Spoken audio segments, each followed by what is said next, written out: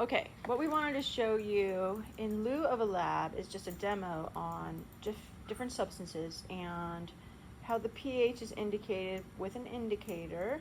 And so what we're going to do is show you all of these household chemicals. We're going to use a indicator, the universal indicator that you saw also in the buffer lab. And I just want you to think about what color tells you about pH and whether it's acidic, basic, or neutral.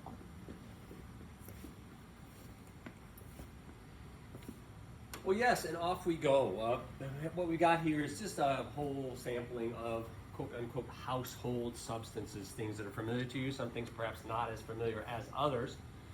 But what I've done is already put those that are solids into a little bit of DI water and other liquids I've just added as well, and we're just going to take some of those substances. I'm going to arrange them all in these test tubes, and then we're going to add our friend universal indicator solution, which again, the color of which depends on the pH, from the brilliant reds that are indicative of low pH acid conditions through the oranges up to green and yellow, and then ultimately all the way up to blue and purple, which are indicative of basic conditions. You remember those two conditions, statement about whether the hydronium ion is prevalent or the hydroxide ion is prevalent. So here we go with our first candidate, vitamin C.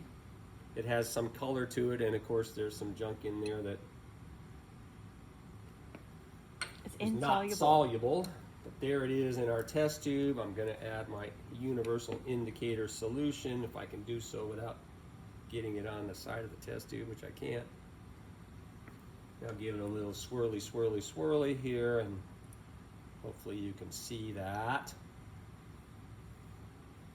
Vitamin C is an acidic substance, which makes sense because vitamin C is, what is it again? Ascorbic acid, which then gives us our acidic pH. Here in this beaker, an aqueous solution of sodium chloride, just table salt. Again, I just put a little bit in here, no attempt to try and keep the amounts exactly the same. Here comes our universal indicator. Shaky, shaky. Obviously here, the green color, suggestive of a neutral pH in the range of 6 to 7. Sodium chloride contains neither hydronium nor hydroxide ions, and as a result, pH is neutral. Here, a beaker containing some sucrose, table sugar. I put it in there, let it dissolve, same basic dance here. A little water in there, a little solution in there. Here comes our universal indicator.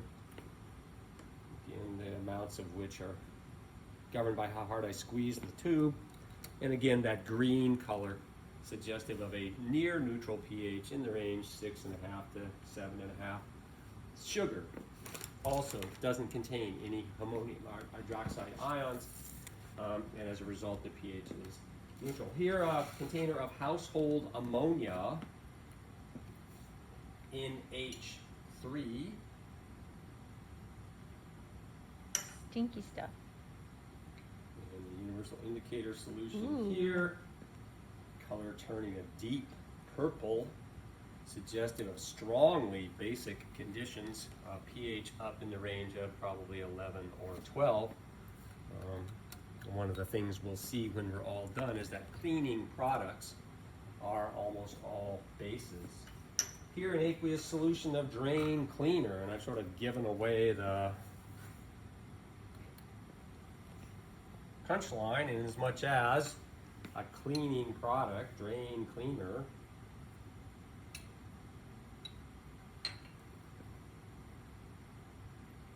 And once again, that deep purple color telling us the pH is way, way up there, 12 or 13 probably. The universal indicator isn't very good at telling us the difference in pHs way up high and way down low. So it's hard to tell just from looking at the color whether it's 12, 13, or even 14. Here, aqueous solution of hydrogen peroxide, a substance that's probably known to you. Stored in a brown bottle usually. Disinfectant. aqueous solution here. Again,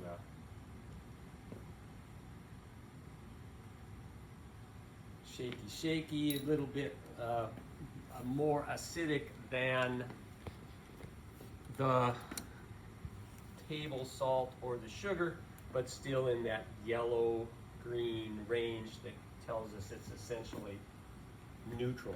There could even be some contamination in the test tube. I didn't clean them very thoroughly. Here comes some seltzer water, club soda,